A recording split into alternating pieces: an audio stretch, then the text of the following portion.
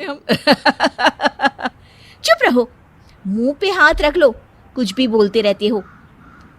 शीना की सास बगिया से पूजा के लिए फूल चुन रही थी। सुंदर, अति सुंदर, कितने प्यारे गुलाब के फूल हैं, भगवान जी खुश हो जाएंगे।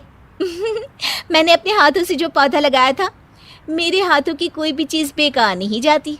हाँ बेटा, सही कह रही है, इसीलिए तो तुम्हारे पिताजी से मैंने अपने बेटे के लिए तुम्हारा हाथ मांगा था। और उन्होंने हाथों हाथ में मेरा हाथ आपकी बेटी के हाथ में दे भी दिया था। हाँ बेटा, वो तो है, पर मुझे ये बता, तू ये हर बात में हाथ क्यों बीच में लेकर आती है?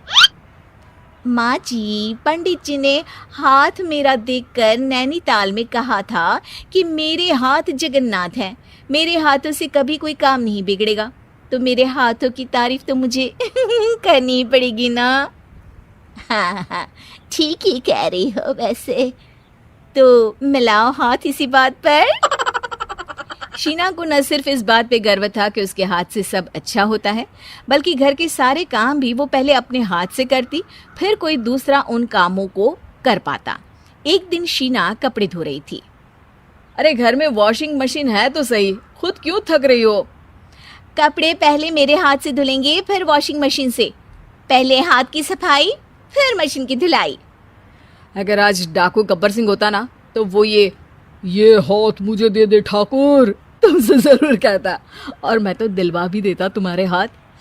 हर एक काम में हाथ बटाओ, ज्यादा जुबान न चलाओ, वरना दूंगी एक उल्टे हाथ से। क्या दोगी? कपड़े दूंगी, लो निचोड़ो। ऐसे ही एक दिन, अरे बहू, ये सोफे पर चढ़कर हाथ से पंखा क्यों घुमा रही हो? माँ जी, क्योंकि मेरे हाथ से घूमेगा तो ज्यादा अच्छे से हवा देगा। अरे बेटा, फिर तो तुम गाड़ी का पहिया भी हाथ से घुमा के मायके जाया करो। एक बार आकाश ने घर पर कार लाने की बात छेड़ी। माँ, सोच रहा हूँ कि एक कार लेकर आता हूँ। ले ले बेटा, क्यों नहीं? अरे पैसे हो तो हवाई जहाज भी ले लेना। हाँ, पैसा तो हाथ का मेल है, ले लेते हैं। इस हाथ पैसे देंगी, उस हाथ कार ले लेंगी। मुझे तो लगता है कि बहू कार भी अपने हाथों से धक्का लगाकर घर लाएगी। वो तो नहीं करूंगी, लेकिन सबसे पहले स्टीयरिंग पर हाथ मैं ही लगाऊंगी, ताकि गाड़ी का आना शुभ हो। अरे घर ले आने तो दो, फिर हाथ लगा लेना। लेकिन शीना नहीं मानती। अगले दिन ही सब कार लेने जाते हैं। शीना सेल्समैन से कहती है, भैया ये कार बहुत पसंद है, पैक कर दो। अरे ओ भाग्यवान, 2 मीटर कपड़ा नहीं है जो पैक करवा ले, जरा चला कर तो देखने दो। यस सर, बिल्कुल, टेस्ट ड्राइव कीजिए ना। अरे नहीं नहीं, सबसे पहले मैं हाथ लगाऊंगी गाड़ी को, मेरे हाथ अच्छे हैं। अरे यार, हाथ तो मैं भी धोता ही हूँ, और आजकल तो सैनिटाइजर से भी धोता हूँ। मेरे काम में हाथ ना अड़ाओ। अरे टांग ना अड़ा होता है भाग्यवान, हाथ नहीं। शीना ड्राइविंग सीट पर बैठ जाती है और आकाश उसे गाड़ी के फंक्शंस समझाता है। देखो शीना, ध्यान रखना, ये है स्टीयरिंग, इससे राइट लेफ्ट जाएंगे, ये है एक्सेलरेटर, इससे स्पीड कंट्रोल कर सकते हैं, और उसी के पास में है ब्रेक, जो तुम्हारी जुबान में शायद मिसिंग है। ठीक है, ज्यादा भी सिखाने की जरूरत नहीं है। मेरी माँ तो कहती है कि मैं अगर अपनी शुभ हाथ लगा दूं तो जग घूम जाए, तो ये स्टीयरिंग क्या चीज़ है? शीना गाड़ी स्टार्ट कर देती है और स्टीयरिंग को घुमाते हुए एक्सेलरेटर पर धीरे से पैर रखती है, और शोरूम के बाहर के एरिया में ही गाड़ी घूमने लगती है, जहाँ दूसरी गाड़ियाँ भी रखी हैं। देखा मेरे हाथों का कमाल। अब ब्रेक दबा दो, आगे गाड़ी है।